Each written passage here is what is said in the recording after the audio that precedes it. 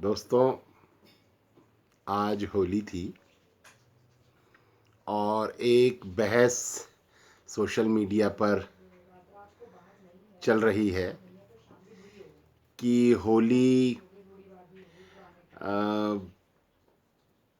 को मनाना चाहिए या नहीं मनाना चाहिए। और नहीं मनाना चाहिए तो इसलिए नहीं मनाना चाहिए क्योंकि वो किसी महिला के जलाकर मार डाले डाले जाने का जश्न है। मैं भी कुछ वक्त तक इस विचार का समर्थक रहा कि किसी महिला को जलाकर मारे जाने की याद में अगर कोई त्यौहार मनाया जाता है तो उसे नहीं मनाया जाना चाहिए। लेकिन भारत में घूमने और अलग अलग इलाके के लोगों के बीच जाकर काम करने के दौरान मेरा जो अनुभव आया है वो मैं आज आपके साथ बांटना चाहता हूँ।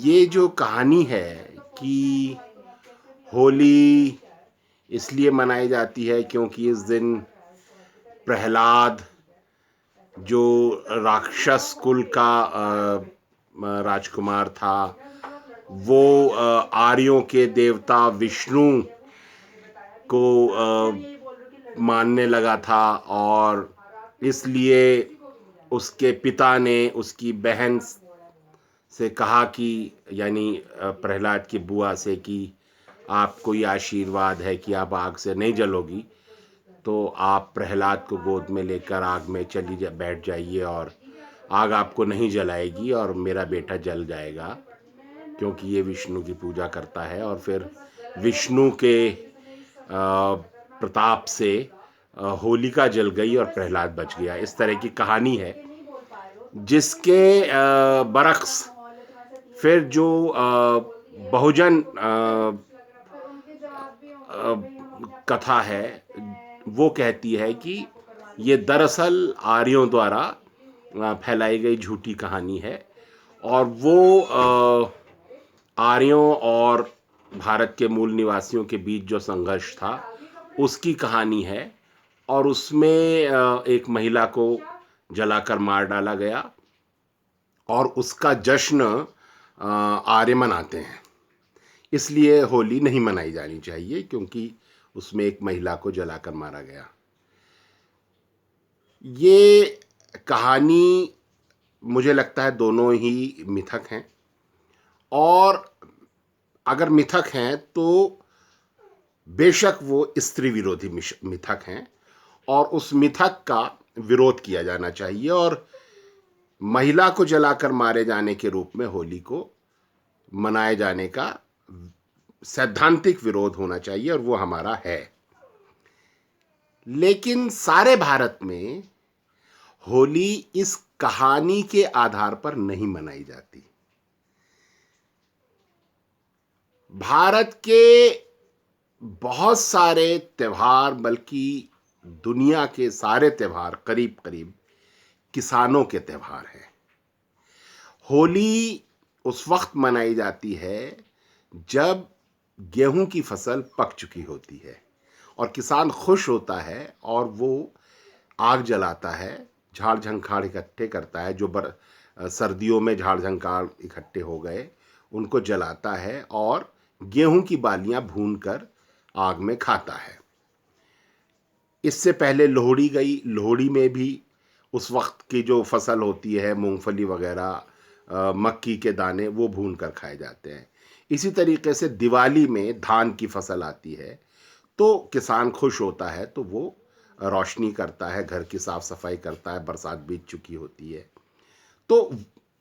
लेकिन इस सब में कुछ लोगों ने बेवजह धर्म को घुसाया और धार्मिक कहानियां घुसा दी और ये कहा कि ये त्यौहार जो हैं ये किसानों के त्यौहार नहीं है, ये दरअसल धर्म के त्यौहार हैं। और ये तब से हुआ जब से भारत में राजनीति धर्म के आधार पर करी जाने लगी, तब से ये ज़्यादा जोर पकड़ लिया इसने। तो इसका जो जनपक्ष था, जनपक्षीय त्योहारों के मनाए जाने का पक्ष था, वो धीरे धीरे पीछे हो गया। जैसे मैं इस समय हिमाचल में रहता हूँ, कल ही मैं देख रहा था कि हिमाचल में जिस इलाके में मैं रहता हूँ, यहाँ पर गद्दी समुदाय है जो आदिवासी समुदाय है, और ये भेड़ बकरियां चराना इनका मुख्य काम रहा। वो भी होली मनाते हैं। वो होलिका की कहानी नहीं जानते, वो कश्यप को नहीं जानते, वे प्रहलाद को, विष्णु को नहीं जानते। वो अपने देसी, उनके जो देव देवी देवता जो स्थानीय हैं, अभी उनको वो पूजते हैं। लेकिन होली का संबंध उनके किसी देवी देवता से नहीं है। वो अपने झाड़ झंखाड़ इकट्ठा करते हैं और जलाते हैं। उसके चारों तरफ खड़े होकर वो कुछ गाने गाते हैं पहाड़ी भाषा में, और फिर खुशी मनाते हैं और प्रसाद बांटते हैं आपस में। जो भी उनके पास घर में होता है, घर में आटे का बनाया हुआ मीठा पूड़ा होता है, जो भी फल फ्रूट आसपास होता है, वो सब आपस में बांटते हैं और चले जाते हैं। इसका किसी धर्म से नहीं लेना देना। इसी तरीके से जैसे दशहरा है, तो इसको राम रावण की लड़ाई से जोड़ दिया गया, राक्षसों और आर्यों की लड़ाई से जोड़ दिया गया। जबकि भारत में बहुत सारी जगहों पर दशहरे का संबंध रावण या राम से नहीं है। कुल्लू का दशहरा है जैसे हिमाचल प्रदेश का, वहाँ कहीं कोई रावण का पुतला नहीं जलाया जाता। उसका संबंध स्थानीय जो देव देवी देवता होते हैं उनसे है। या बस्तर का दशहरा है, बस्तर के दशहरे में कभी रावण नहीं जला आज तक। तो इसी तरीके से मैसूर का दशहरा है। दिवाली भी आदिवासियों में मनाई जाती है। देव दिवाली मनाते हैं, बाकी जगहों पर अमावस्या को मनाई जाती है, लेकिन आदिवासी लोग पूर्णिमा को मनाते हैं। और उसमें वो रोशनी भी करते हैं, और घर में जो उनके आटा और गुड़ वगैरह होता है उससे वो मीठे पूड़े भी बनाते हैं। इसी तरीके से जो बड़ा दिन है जिसको कहा जाता है कि वो जीसस क्राइस्ट के जन्मदिन पर मनाया जाता है, मैंने पढ़ा है कि जीसस क्राइस्ट के जन्म लेने से पहले यूरोप में, जो कि बर्फ ज़्यादा पड़ती है, दिसंबर के महीना पूरे कोई खेती में काम नहीं होता है, बर्फ से ढक जाता है पूरा इलाका। उस समय किसान लोग शाम को इकट्ठा होकर एक दूसरे के घरों में जाते थे, खाते पीते थे, नाचते गाते थे और एक दूसरे को उपहार देते थे। तो वो मनाया जाता है। 23 दिसंबर साल का सबसे छोटा दिन होता है, तो उसको हम लोग बड़ा दिन कह के 25 दिसंबर को मनाने लगे और कहते हैं वो जीसस क्राइस्ट के जन्म से जुड़ा है। जबकि वो उससे पहले से वो नाच गाना उस दिन मनाए जाने का रिवाज है। मैंने ये भी पढ़ा है कि ईद जो है, हज़रत मोहम्मद साहब के आने से पहले वहाँ जो कबीले थे, वो कबीले इकट्ठे होते थे और अपने जो भी उनके मूर्तियाँ होती थीं, उनके कबीलों के देवी देवता होते थे, उनकी पूजा वो लोग करते थे। उसका स्वरूप बाद में मोहम्मद साहब के आने के बाद बदल गया, वो सब ख़त्म, देवी देवता वाला पक्ष ख़त्म हो गया। तो ये जो बहुत सारे त्यौहार हैं दुनिया के, ये किसानों के त्यौहार हैं, आदिवासियों के त्यौहार हैं, और जो ये बाद में संगठित धर्म हैं, चाहे वो हिंदू धर्म हो, इस्लाम, मुसलमान धर्म हो, ईसाई धर्म हो, इनकी कहानियाँ, इनके पैगंबरों की कहानियाँ या राम कृष्ण की कहानियाँ ये बहुत बाद में जोड़ी गई हैं।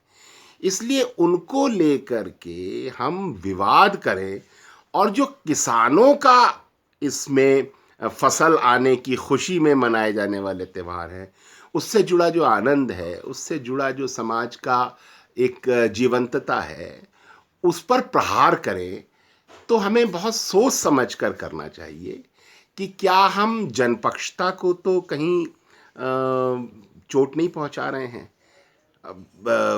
नारियों के सम्मान के मुद्दे पर ज़रूर ध्यान देना चाहिए, लेकिन होली को लेकर एक झूठी कहानी के पक्ष में से प्रभावित होकर हम इतना ज़्यादा व्यग्र ना हो जाएं कि होली का जो किसानों से जुड़ा पक्ष है उसका विरोध शुरू कर दें।